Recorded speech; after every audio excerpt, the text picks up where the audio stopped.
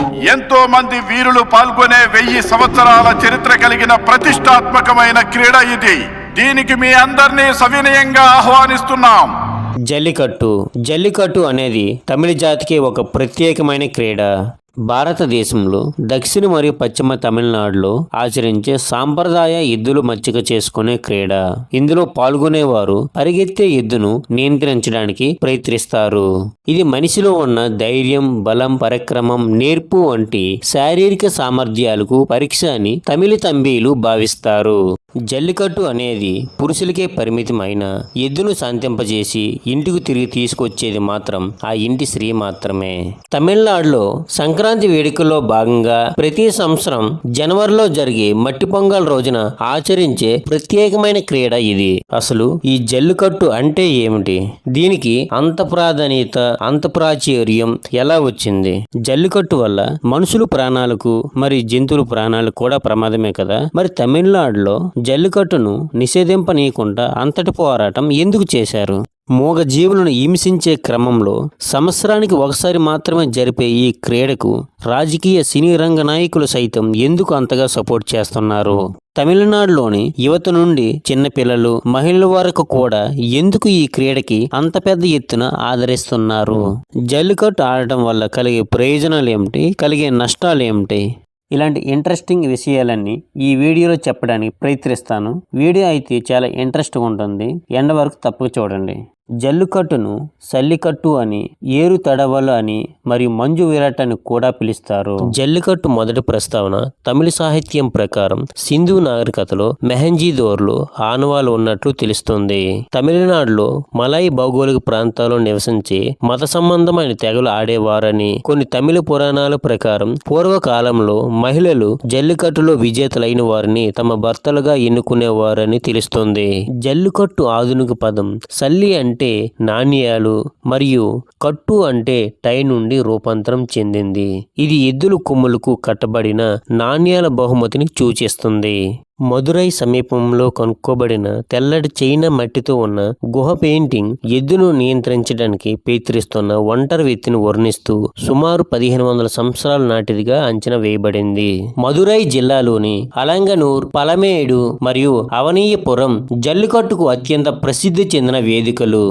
ఈ జల్లికట్టులో ఉపయోగించే ఎద్దులను అత్యంత ప్రసిద్ధి చెందిన ఎద్దులను మాత్రమే ఉపయోగిస్తారు. వాటిలో ముఖ్యమైనవి బోగాస్, ఇండిగాస్ ఎద్దులను ప్రత్యేకంగా గ్రామ ప్రజలు ఈ కార్యక్రమం కోసం పెంచుతారు. 3 నెలల ముందు నుంచే ఎద్దులకు ప్రత్యేక డైట్, దానాలతో పాటు వైద్యపరమైన జాగ్రత్తలు కూడా తీసుకుంటారు. జల్లికట్టు కోసం క్రీడాకారులు రంగంలోకి దిగే ముందు కబడ్డీ ఆట మాదిరిగా ఆడేవారు. కానీ తరువాత తమిళనాడు శాసనసభచే జల్లికట్టు నియంత్రణ చట్టం 2009 ప్రవేశపెట్టడంతో ఈ ఈవెంట్కు కొన్ని ప్రత్యేక కార్యకలాపాలు జరుగుతున్నవి. వాటిలో ముఖ్యమైనవి ఈవెంట్ లొకేషన్, నోటిఫికేషన్తో పాటు ఈవెంట్ నిర్వహించడానికి 30 రోజుల ముందు సంబంధిత కలెక్టర్ నుండి రాతపూర్వకమైన అనుమతి పొందబడుతుంది. ఎద్దుల పనితీరును మెరుగుపరిచే మందులు, మద్యం లేదా ఇతర ద్రవ పదార్థాలను ఉపయోగించకుండా చూసేందుకు ఈ ఈవెంట్కు ముందు మరియు తరువాత పశు సంవర్ధన శాఖ అధికారులు పూర్తి పరీక్ష చేస్తారు. ఈ క్రీడలో పాల్గొనే వారికి మరియు ఎద్దులకు అవసరమైన అనుమతి పత్రం 15 రోజుల ముందే కలెక్టర్ నుండి అనుమతి పత్రం పొందబడతాయి. ఈవెంట్ స్టార్ట్ అయిన తర్వాత భారీ గేట్ లోపల ఉండేందుకు అనుమతించబడే ప్రేక్షకులు మరియు పక్కన ఉన్న వారికి గాయాలు కాకుండా ఉండేందుకు మైదానం మరియు ఎద్దుల గుండా వెళ్లే మార్గం 2 భారీ గేట్లతో ఉంటాయి. ప్రాచీన కాలం నుండి ఆనవాయితీగా వస్తున్న ఈ క్రీడకు జంతువులకే కాక ఆడవారి కూడా ప్రమాదం ఉందని federation of India animal production agency మరియు people for ethical treatment of animal తో సహా జంతు సంక్షేమ సంస్థలు పిటిషన్ ఇవ్వడం ద్వారా 2008 నుంచి 2014 మధ్య కాలంలో జల్లికట్టులో 43 మంది మనుషులు మరియు 4 ఎద్దులు చనిపోవడంతో 2014లో సుప్రీంకోర్టు జల్లికట్టును నిషేధించింది. అయితే వందల సంవత్సరాలుగా వస్తున్న తమ సాంప్రదాయాలన్న, తమ భాష అన్న, తమ సంస్కృతి అన్న ప్రాణమిచ్చే తమిళ తంబీలు తమ ఉనికికే చిరునామాగా ఉన్న జల్లికట్టు నిషేధాన్ని అస్సలు తట్టుకోలేకపోయారు. తమిళ ప్రజలు తమ చరిత్రను నిలుపుకోవడం కోసం చేసిన పోరాటం వాస్తవానికి జల్లికట్టు పోరాటం ఉద్దేశం వేరు, లక్ష్యం వేరు. దేశ రాజకీయాల్లో, చరిత్రలో వీరు ఒక ప్రత్యేక వర్గం. జాతీయ పార్టీలను తమ రాష్ట్రంలోనికి అస్సలు రానివ్వరు. తమ భాష, సంస్కృతి, అభిమానంపై అటు ప్రజలు, ఇటు రాజకీయ నాయకులు ముందుకు వెళ్తారు. తమలో తాము ఎంతైనా కలుగు చేసుకునే తమిళులు రాష్ట్రం కోసం, సాంప్రదాయాల కోసం చిన్నపిల్లల నుండి పెద్దల వరకు ఒకే నినాదం పలుకుతారు. ఒక 100 మంది యువకులతో మొదలైన ఒక చిన్నపాటి ఆందోళన చెన్నై మెరీనా బీచ్ వేదికగా ఉద్యమాన్ని ఉధృతం చేసే తీవ్ర స్థాయికి చేరింది.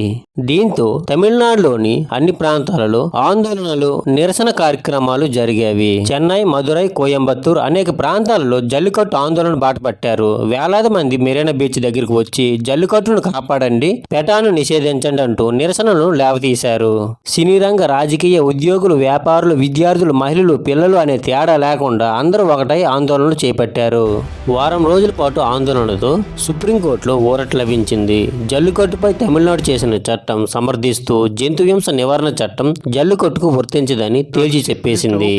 2014లో సుప్రీంకోర్టు ఇచ్చిన తీర్పు 5 సభ్యుల ధర్మాసనం తమిళల సంస్కృతిలో జల్లికట్టు అనేది ఒక భాగమని రాష్ట్ర ప్రభుత్వం పేర్కొంది.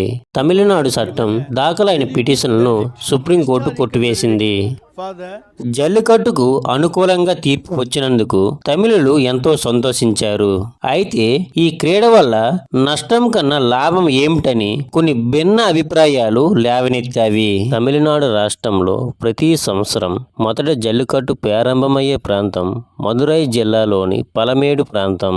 సంక్రాంతికి జల్లికట్టు అంటే అది ఒక ఆటలా కాకుండా ఒక మొక్కులా భావిస్తారు. అందుకే అది ఒక సాంప్రదాయంగా మారిందని చెప్తారు తమిళులు. జల్లికట్టు ఆటలో పాల్గొనే వారిని బుల్ ట్యామర్గా పిలుస్తారు. వాడి వాసుల్ అంటే దేవుడు గడప అని అర్థం. భారతదేశంలో ఎద్దులను బతికించాలంటే జల్లికట్టు ఒకటే మార్గమా అంటే తమిళ ప్రజలు మాత్రం అవుననే అంటారు. జల్లికట్టు అనేది జంతువులకు హాని కలిగించే క్రీడ కాదని అర్థం చేసుకోవలసిన మొదటి విషయమని తమిళ ప్రజలు అంటున్నారు. ఈ క్రీడ ఎద్దులకు హాని చేస్తుందని పెటా పేర్కొంది. కానీ అది నిజం కాదని, వాస్తవానికి ఈ పెట ఎద్దుల పోరాటాన్ని నిషేధించాలని విదేశీ దేశాలతో కూడా కేసు వేయించింది. కానీ ఆ దేశాలు పెటాకి మద్దతు ఇవ్వలేదు. అందువల్ల వారు భారతదేశానికి వచ్చారు. జల్లికట్టును నిషేధిస్తే భారతదేశంలో ఎద్దుల శాతం 0.0001% పడిపోతుంది.